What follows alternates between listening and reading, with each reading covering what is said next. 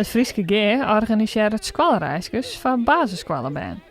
Maar een speciale schoolreisgids gaan de band op pad terug Nationaal Park de Oude Veen. Ze echt de band van OBS het Twaspan uit Twizzelderheide. Ik vermoor zo in bed, maar dus ik dacht ik krijg zoals jou weer naar school. Maar het wie wat later, het wie nog een uur. Dus die werk kon ik wel wat later zetten. Maar ik ging naar schoolreisje. En nu ben ik weg op schoolreisje, ben nu op het strand. De band krijgt een heel programma met allerlei leuke activiteiten. We hebben gevist en een speurtocht en we hebben ook visjes vangen. Ik heb niks gevangen, maar andere groepen zaten wel. Ja, wij hadden een schrijver gevonden. Nationaal Park de Oude Veen is zo'n mooi gebied.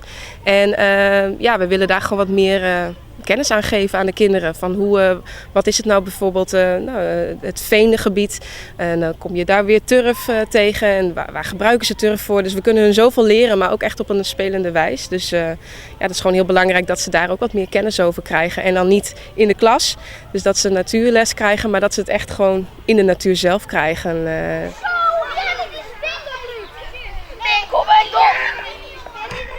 Dat vinden ze echt hartstikke leuk. En is eigenlijk, we moeten altijd een beetje een introductie geven, 10 minuutjes. Maar ze willen het zo graag leren en ze weten ook al heel veel. Soms weten ze ook wel wat meer dan dat ik weet.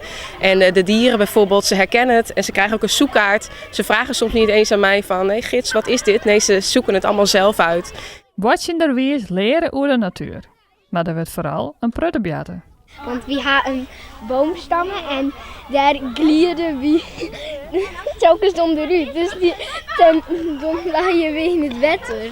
Dat is heel grappig. En toen volgde iedereen ervan ik denk ik wil net van afvallen. Dus ik ben er gewoon maar hier sprong, maar ik vond het zwemmen wel leuk.